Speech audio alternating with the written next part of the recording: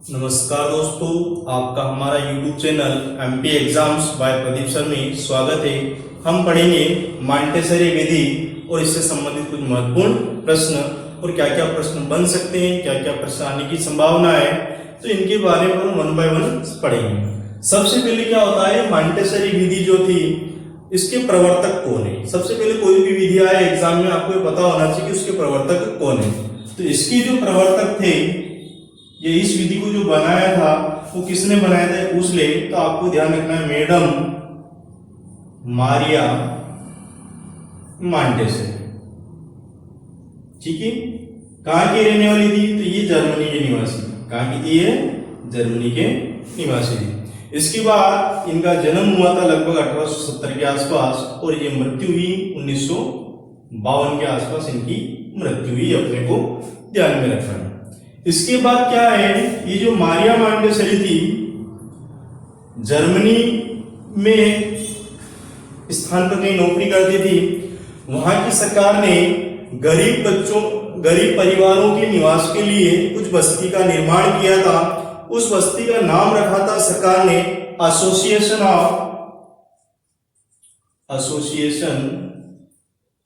Of good buildings. लेकिन क्या होता था, यहाँ के जो बच्चे थे, इन परिवारों के जो बच्चे थे, वो उन मकानों की दीवारों को बहुत गंदा करते थे। तो मैडम मारिया के दिमाग में आया कि इन बच्चों को कहीं ना कहीं एक जगह डाइवर्ट किया जाए, कहीं ना कहीं एक जगह रखा जाए जहां पर रह के बच्चे कुछ न कुछ सीखे। क्या है, कुछ न कुछ सीखे। तो एक नया भवन मैडम मारिया मॉन्टेसरी के सहयोग और वहां की सरकार के द्वारा एक भवन का निर्माण किया गया, जिसका नाम रखा उन्होंने हाउस ऑफ चाइल्डहुड। क्या नाम रखा, हाउस ऑफ चाइल्डहुड।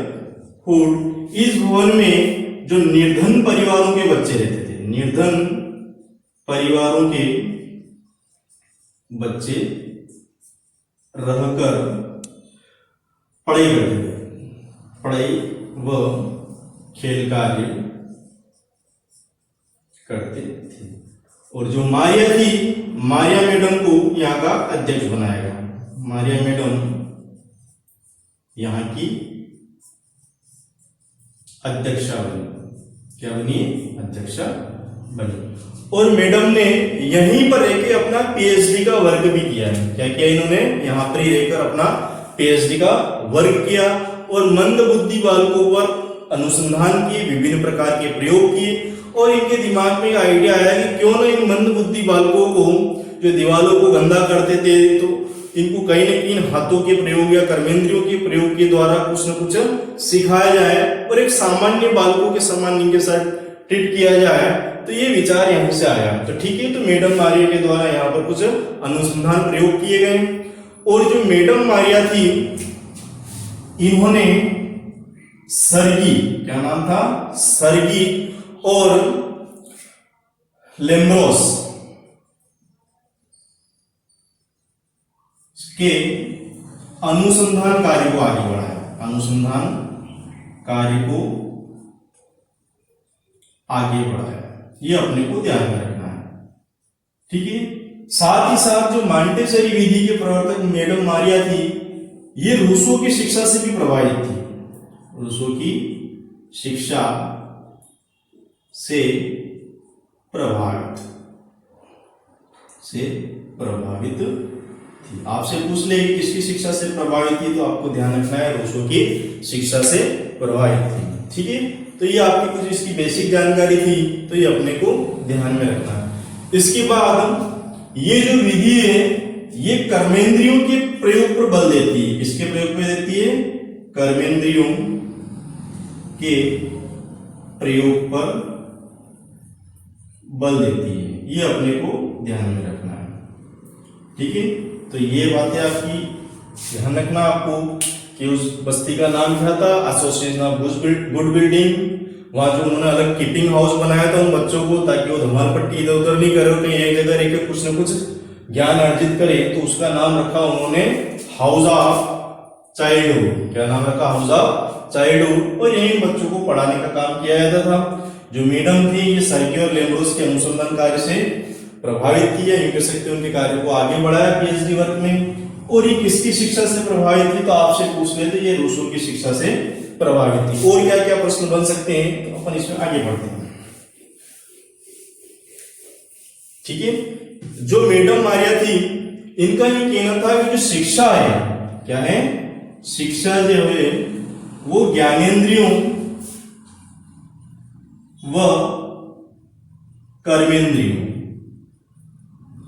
दोनों पर आधारित है, दोनों पर आधारित है। ये अपने को ध्यान में रखना कि इनकी जो शिक्षा किस पे बल देती है, ज्ञानेंद्रियों और कर्मेंद्रियों पर बल देती है। ठीक है, इसके बाद क्या होता है, जब भारत में थियोसॉफिकल सोसाइटी की स्थापना हुई थी तो इनको निमंत्रण दिया गया था कि आपकी शिक्षा का जो कुछ प्रसार प्रसार हमारे भारत में भी कीजिए। तो ये 1939 के आसपास भारत में आई थी। इसमें भारत आगमन और अपनी शिक्षा का प्रचार प्रसार किया। ठीक है, तो ये भी आपका अच्छा प्रश्न है कि कब आई भारत में, तो 1939 के आसपास भारत आई और इन्होंने अपनी शिक्षा का क्या किया, प्रचार प्रसार किया। और देखिए इसमें जो मॉन्टेसरी विधि है ये 5 सिद्धांतों पर आधारित है। बहुत अच्छा प्रश्न है ये, जो मॉन्टेसरी विधि है, मॉन्टेसरी विधि 5 सिद्धांतों पर आधारित, बहुत इंपॉर्टेंट है। तो 5 सिद्धांत कौन कौन से इनका अपन जिक्र करेंगे वन बाय वन। ठीक है, तो इनकी जो पहले पहली बात थी वो ये थी कि इसमें क्या होता है, बालक के स्वयं विकास की भावना का सिद्धांत, स्वयं विकास की भावना। स्वयं विकास की भावना का जो अर्थ है कि बालक किसी बाहर की शक्ति से प्रभावित नहीं होता है, वो खुद की शक्ति से प्रभावित होता है ना। बाहर की बजाय खुद की क्षमता का विकास हो या विकास करे, इस पर ये बढ़ावा देती है। तो इसका पहला सिद्धांत था कि स्वयं विकास का सिद्धांत। तो जो बालक है ये किसी दूसरे की क्षमता पे डिपेंड नहीं करता है, अपने खुद के अंदर कुछ क्षमता का इसमें विकास करना पड़ता है। इसके बाद दूसरा इसमें स्वतंत्रता। क्या है, स्वतंत्रता। स्वतंत्रता का अर्थ है जो बालक थे हाउस ऑफ चाइल्डहुड, तो वहां के बच्चों को क्या स्वतंत्रता थी, एक पूरे हाल के अंदर वो कुछ न कुछ एक्टिविटी दिन भर करते रहते थे। तो यहाँ उनको दूसरा सिद्धांत है इसका, स्वतंत्रता का सिद्धांत। इसके बाद इसमें खेल विधि का प्रयोग या सिद्धांत। तो तीसरा हम कह सकते हैं कि इस विधि के अंदर खेल विधि का प्रयोग किया गया और इसी के द्वारा इनको प्रशिक्षण भी दिया जाता है। ठीक है, ये आपका तीसरा सिद्धांत। चौथा सिद्धांत इसमें मांसपेशियों से प्रशिक्षण, मांसपेशियों से प्रशिक्षण। ठीक है, बहुत अच्छा प्रश्न है। इसमें चौथा जो सिद्धांत है मांसपेशियों का प्रशिक्षण, इसमें दिलवाया जाता था बच्चों को कि किस प्रकार से अपनी मांसपेशियों का प्रयोग करे बालक, मंदबुद्धि बालक है ना, उन मांसपेशियों के द्वारा अपनी क्षमताओं का विकास करे और अपनी पढ़ाई में सुधार करे, है ना। और इस विधि के द्वारा इन्हीं क्षमताओं का विकास किया गया, क्योंकि यहाँ के जो बालक थे, इन बालकों, ये जो बालक थे ये बहुत ही मंद बुद्धि के थे, तो इन बालकों को क्या डाइवर्ट किया गया कि इनकी मांसपेशियों का क्या हो, विकास हो। ठीक है, इसके बाद इसमें एक और आएगा स्वयं शिक्षा का सिद्धांत। स्वयं शिक्षा का सिद्धांत। स्वयं शिक्षा का सिद्धांत का अर्थ है बच्चे स्वयं सीखे, कुछ न कुछ चार्ट बनाए या उन चार्टों से कुछ सीखे, दीवारों पे कुछ न कुछ कलर करे, है ना, या कुछ न कुछ करते ही रहे। तो इस प्रकार की भावनाओं का उसमें विकास किया गया। तो ये जो शिक्षा है स्वयं शिक्षा के सिद्धांत पर भी आधारित थी। ठीक है, तो ये 5 सिद्धांत है, इसमें इन सिद्धांतों को अपने को ध्यान में रखना है। ठीक है, फिर देखिए इसमें और क्या क्या प्रश्न आ सकते हैं। इसके बाद ये जो विधि थी मॉन्टेसरी विधि, इसमें जो सीखने का कौशल था वो कैसा था और नॉर्मली सीखने का कौशल कैसा रहता है, तो ये अपने को ध्यान में रखना है। तो सबसे पहले ध्यान रखना है सीखने के जो कौशल होते हैं वो क्या होते हैं, सीखने के कौशल। तो इसमें स्टेप बाय स्टेप पहला जो कौशल आएगा वो था आपका सुनना। क्या आएगा आपका पहला, सुनना। मतलब कोई भी बात बोली जाएगी उसको बालक क्या ध्यान से सुने। दूसरा इसमें सिद्धांत है कौशल, सुनने के बाद बालकों से क्या करवाया जाता है, बोलने का काम होता है। क्या होता है, बुलवाया जाता था। तो दूसरा जो कौशल है इस विधि में, सीखने के नॉर्मल कौशल में वो क्या है, बोलना। ठीक है। तीसरा जो है पढ़ना, मतलब जो सामग्री दी गई उनको वो क्या करें, पढ़े। और पढ़ने के बाद चौथा कौशल आएगा इसमें वो है लिखना। क्या है, लिखना। ये आपके बेसिक सीखने के क्या होते हैं, नियम।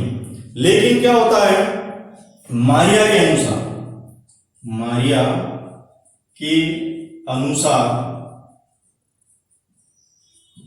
सीखने के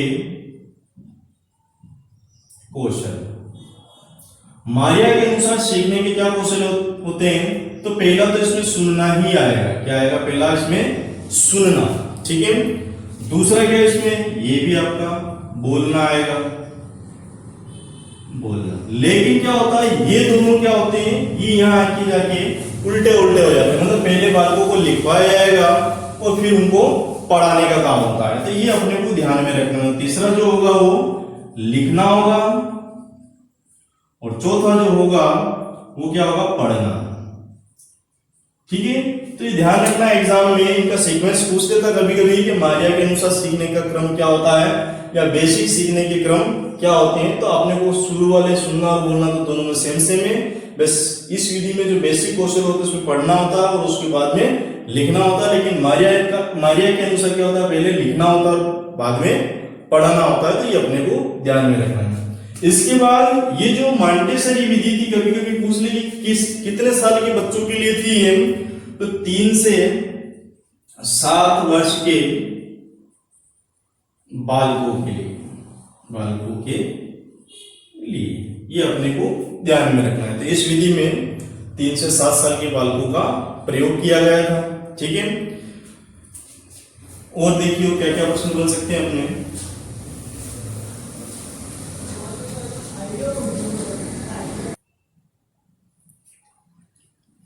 ठीक है दोस्तों, अब देखिए इसमें और क्या क्या प्रश्न बन सकते हैं। तो ये जो विधि थी, कार्टून और परियों की जो कहानियां होती थी, परियों की कहानियों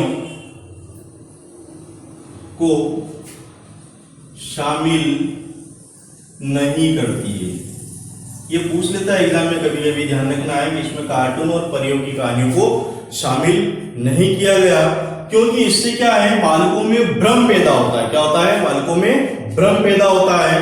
तो कहीं ना कहीं उनकी शिक्षा को प्रभावित करता है। तो इसके दोष में भी ये शामिल हो सकता है, ध्यान रखना है। इसके बाद क्या होती है, जो ये इस विधि में जो फ्रांस के है ना, इस विधि में फ्रांस के सर्गे, क्या नाम है उनका, फ्रांस के सर्गे व किंडरगार्टन की विधियों को कुछ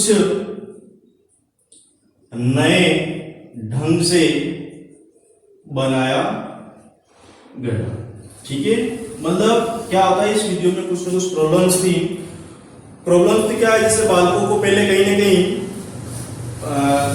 जैसे मारिया विधि में क्या होता है, पहले बालकों को लिखाना,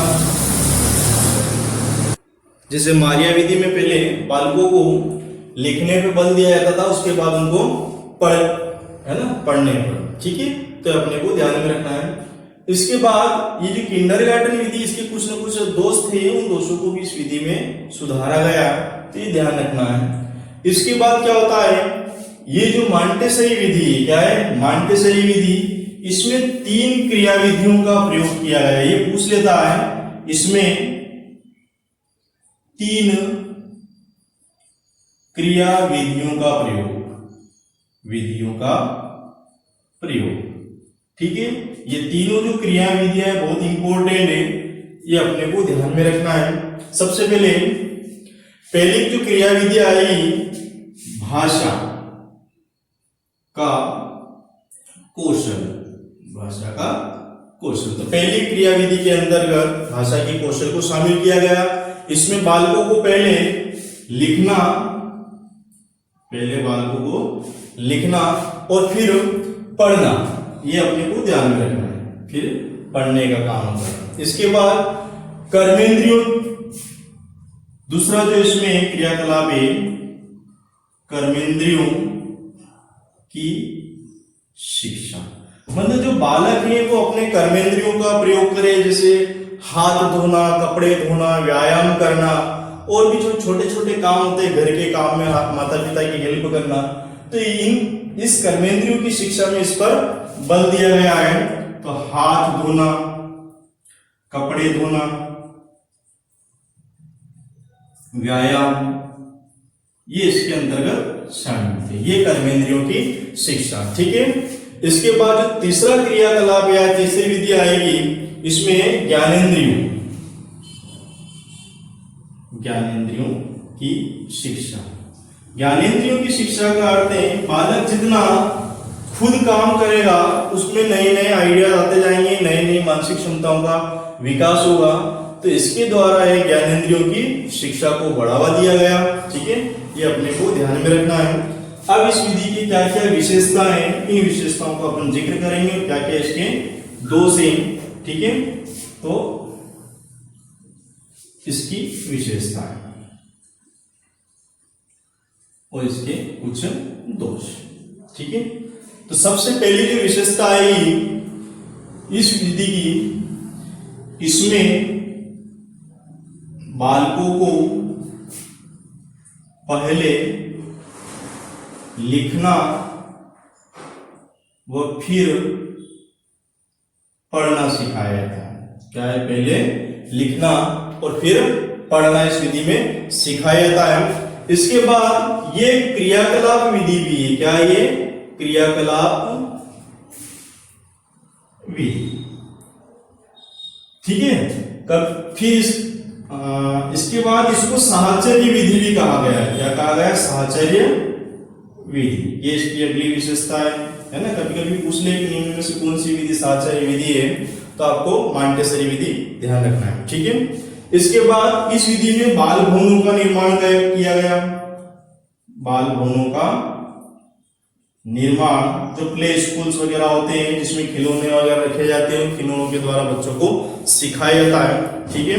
इसके बाद इस विधि की अगली विशेषता ये है कि जो शिक्षक रहता है इसमें, शिक्षक गौण की भूमिका में रहता है। गौण की भूमिका, मतलब शिक्षक बाद में रहता है इसमें, ये अपने को ध्यान में रखना है, ठीक है। इसके बाद ये जो है ये बाल केंद्रित विधि है। क्या ये बाल केंद्रित विधि। बाल केंद्रित विधि का अर्थ है इसमें जो बालक सीखते हैं अपनी ज्ञानेंद्रियों के प्रयोग के द्वारा ही सीखते हैं, इसलिए इसको बाल केंद्रित विधि भी कहा गया है, ठीक है। इसके बाद इसमें स्वयं करके सीखने का सिद्धांत का प्रयोग भी किया गया, ठीक है। तो ये इसकी कुछ विशेषताएं। अब इसके बाद क्या होता है, कुछ दोष भी इसमें, जैसे आपको भी बताया है, परियों की कहानी, या है ना, परियों की कहानी, कार्टून आदि को इसमें शामिल नहीं किया गया। कार्टून शामिल नहीं, क्योंकि बालकों में भ्रम पैदा होता है। क्या होता है, भ्रम पैदा होता है, ठीक है। फिर क्या है, यह किंडरगार्टन विधि के विपरीत, ये अपना एक और दोष है इसमें, एक दूसरे के विपरीत है, ठीक है। ये अपने को ध्यान में रखना है। इसके बाद क्या होता है, इस विधि में नगद पुरस्कार पर बल नहीं दिया गया, नहीं दिया गया। ये अपने को ध्यान में रखना है।